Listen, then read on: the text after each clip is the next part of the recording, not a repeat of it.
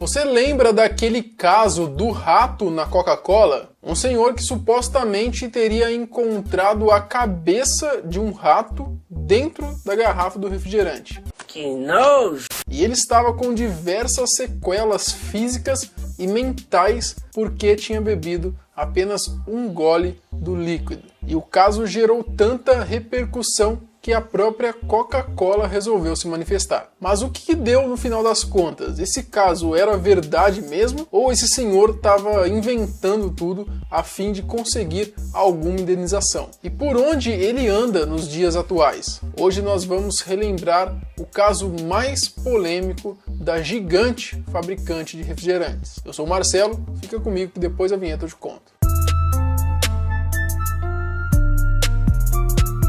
Que a Coca-Cola é uma das maiores empresas do mundo, disso eu tenho certeza que você já sabe. E hoje ela está presente em mais de 200 países. Estima-se que no total sejam vendidos mais de 1,7 bilhão de unidades do refrigerante por dia. E segundo a própria fabricante, o refrigerante está disponível para 99% da humanidade. Ou seja, se você ir viajar lá no sul da África do Norte, você vai encontrar Coca-Cola. Só na Coreia do Norte que não, é 1%. É mesmo, né, mano? Será? Tá aí a dúvida. Será que tem Coca-Cola na Coreia do Norte? Não sei, mano. Eu acho que tem, mano. Eu acho que deve ter. Não, deve ter, não é possível. Só Deus sabe. E a senhora Coca-Cola já possui mais de 100 anos de idade. O refrigerante é vendido em 3 tipos de embalagem, né? A famosa latinha, né? A lata de alumínio. A garrafa de vidro, né? Ela é bem pouca, mas ainda existe as coquinhas KS, que a gente chama, né? E tem também a famosa garrafa PET, né? A de 2 litros, 3 litros e a litraço de 4 também, você já viu? Não, engraçadão, hein? Agora, em 2013, começou a repercutir uma história um tanto quanto polêmica, né, nas redes sociais e até mesmo na televisão. Nessa história, um senhor alegava ter comprado o refrigerante mais famoso do Brasil, depois do Dolim, e que numa dessas garrafas, acredite se quiser, tinha a cabeça de um rato. Isso mesmo, você não ouviu errado. Que absurdo!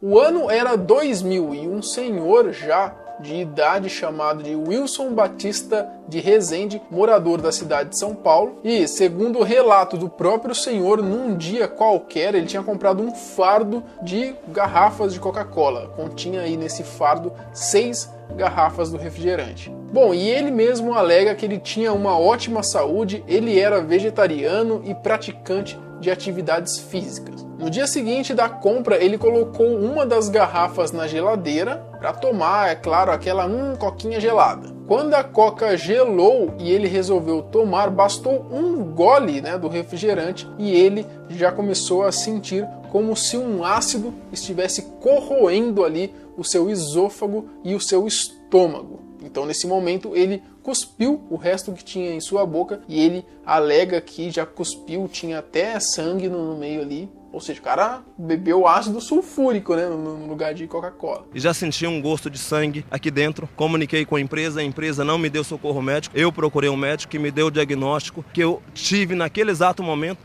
uma intoxicação exógena. Bom, quando ele olhou para a garrafa, ele notou diversos resíduos estranhos, como se fossem pelinhos misturados ali no meio do líquido. Foi quando ele pegou então as outras 5 e notou que todas tinham restos de supostamente o que seria um rato. Ah, eram todas então, não era uma? Todas, eram 6. Caraca, o cara comprou o fardo premiado.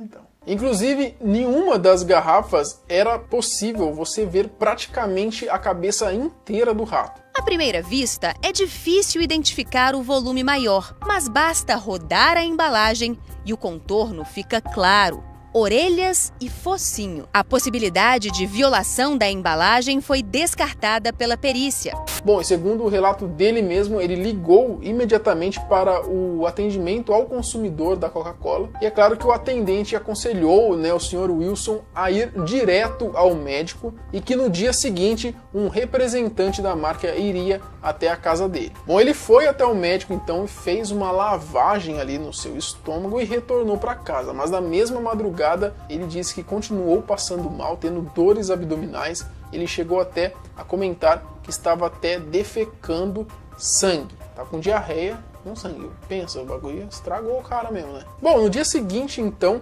um representante da empresa foi até a casa dele e esse rapaz, ele já chega na casa do Sr. Wilson já com 8 fardos de Coca-Cola, contando numa média aí de mais ou menos 42 garrafas de Coca-Cola, e o Sr. Wilson disse que esse cara estava entregando esse monte de Coca-Cola para ele de brinde. Passar o pano. Pra passar o pano. Entendeu? Mas o que eu já acho um pouco estranho, o cara tava passando tão mal, né, cagando sangue, os caramba, e ficou na casa dele. No outro dia tinha, né? Enfim, essa história parece que tem alguns furos de roteiro, mas vamos continuar. Você que gosta de Coca-Cola, liga lá, reclama que tem um ratinho na sua, no outro dia você ganha 50.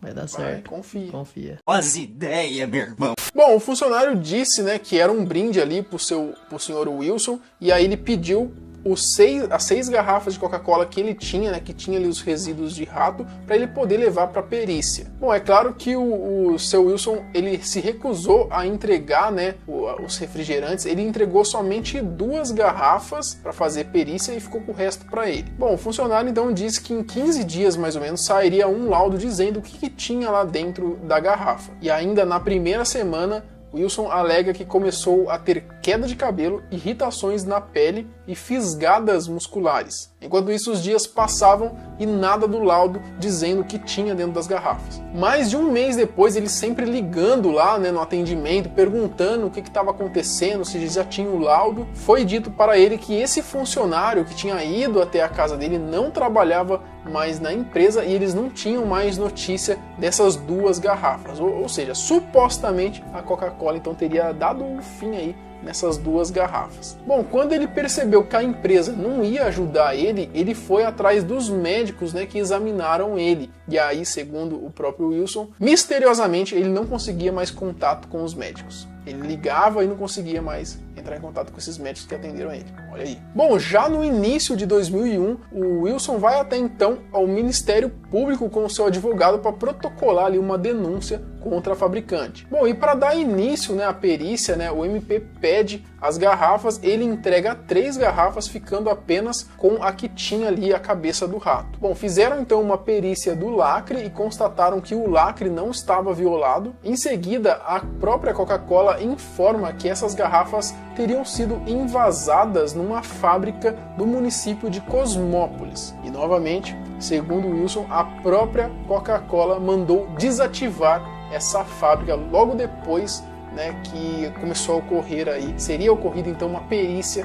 nessa fábrica. E a Coca-Cola mandou os agentes do governo fazerem perícia numa fábrica que ficava em Jundiaí, que teoricamente não teria nada a ver com a fábrica de Cosmópolis. Fico imaginando o Celso Russomano no meio dessa briga aí, velho. Peitando a Coca-Cola, pensou? Chama a polícia. Chama uma viatura. Agora, o que muitas pessoas indagaram foi do porquê ele se manifestar e aparecer na mídia e nas redes sociais só em 2013, sendo que isso começou a acontecer lá no começo dos anos 2000. Bom, basicamente, como eu te disse, ali em 2001, mais ou menos, ele entrou com uma ação no MP, e aí, cara, a justiça é tão enrolada que joga pra ele, joga pra Coca-Cola, a Coca-Cola faz isso, faz aquilo, enfim, resumindo, cara, ele ficou enrolado até basicamente 2013. Foi aí então que ele, daí sim, resolveu se manifestar nas redes sociais, né, e começou a chamar a atenção das pessoas, porque ele começou a fazer uma greve de fome na frente ali onde era o Ministério Público. E a partir desse momento, né, as pessoas começaram a notá-lo, começaram a escutar o que ele tinha a dizer, e foi também nessa época que a emissora de TV, né, a Record, ela decidiu fazer uma matéria mostrando o caso do seu Wilson e até mesmo entrevistando. Nessa matéria em si, o seu Wilson, ele tinha agora todos os holofotes que ele queria. E eles chegaram a mostrar, inclusive, a última amostra, né, que o seu Wilson tinha, a última garrafa que tinha ali, estava guardada, as 7 chaves por ele, estava guardada num recipiente com cadeado,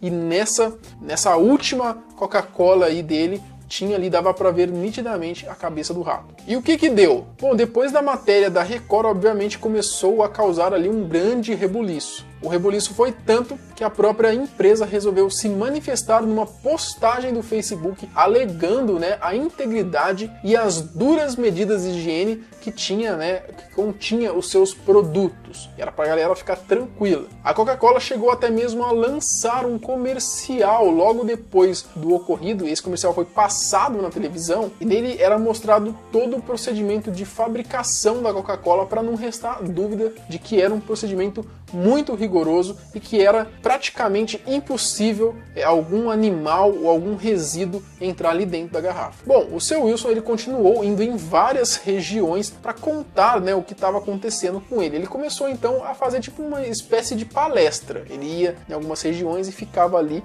com vários banners, cartazes, contando a história dele. O meu nome é Wilson Rezende. Hoje eu estou quase paralítico porque bebi Coca-Cola contaminada com restos de rato. Que delícia. A Coca-Cola era culpada depois de uma decisão feita pelo Tribunal de Justiça de São Paulo. Foi constatada como improcedente, né, essa denúncia do seu Wilson. Ô Marcelo, mas você não disse que o lacre da Coca-Cola estava intacto? Exatamente, o lacre estava intacto, mas isso não significa que não fosse possível você manipular o que tinha dentro do refrigerante. Existe inclusive vídeo aqui na internet ensinando você a fazer isso. Tudo que você precisa é basicamente de duas garrafas. Uma você vai cortar ali um pouquinho abaixo, né, do pescoço da garrafa, digamos assim, e aí você vai colocar ela com a tampinha ali num potinho, na panela com água quente, e assim que amolecer um pouquinho esse plástico, você consegue tirar a tampinha sem destruir o lacre. E aí você vai e coloca a tampinha na outra Coca-Cola que você já abriu e manipulou, colocou alguma coisa ali dentro, e aí pronto, você fecha a outra Coca-Cola com uma tampinha sem violar o lacre. Agora eu saquei! Agora todas as peças se encaixaram! Bom, além do que, o Instituto de Medicina Social e de Criminologia, seu Wilson tinha passado, né, por uma perícia realizada por psiquiatras e neurologistas e foi constatado que ele não apresentava sequelas ou alterações neurológicas relacionadas ao evento. Além do que foi constatado também que o seu Wilson possuía, né, era portador de transtorno de personalidade e comportamento devido a alguma doença, lesão ou disfunção cerebral. Bom, mesmo depois da justiça tendo dado ali a causa ganha para a empresa Coca-Cola, a Record não fez mais nenhuma outra matéria mostrando ali o outro lado da história. Na verdade, o que eles fizeram foi colocar uma matéria no site deles ali, meio que fazendo uma meia-culpa, sabe? E bem meia boca também a matéria, bem curtinha, só mostrando ali que a decisão do juiz ali, final, tinha sido julgado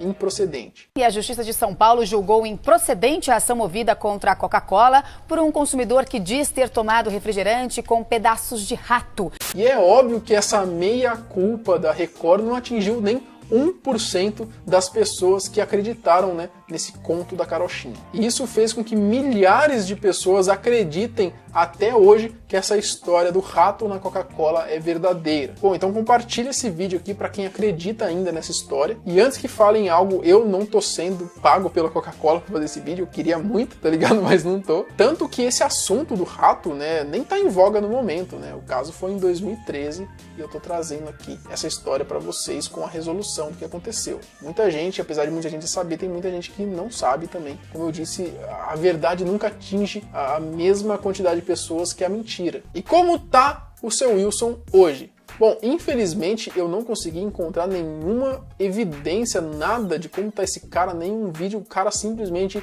sumiu da internet. Por quê? Será que a Coca-Cola mandou dar um sumiço nele?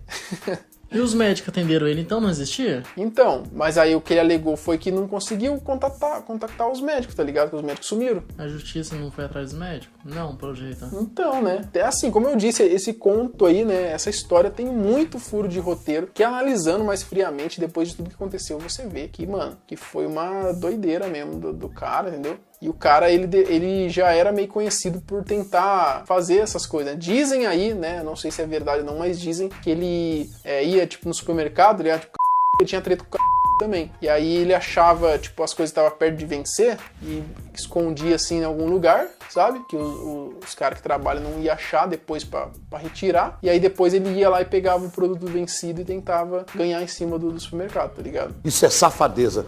Eu não sei se essa história é verdadeira ou não, tá? Eu tô contando aqui pra vocês. Mas assim, pra mostrar que tem gente que ainda acredita, né? Eu quero saber de você. Você acredita ou não, né, no seu Wilson? Conta aqui pra mim, aqui embaixo. Eu não acredito. Muito obrigado a você que assistiu o vídeo até aqui. Até o próximo. Tchau.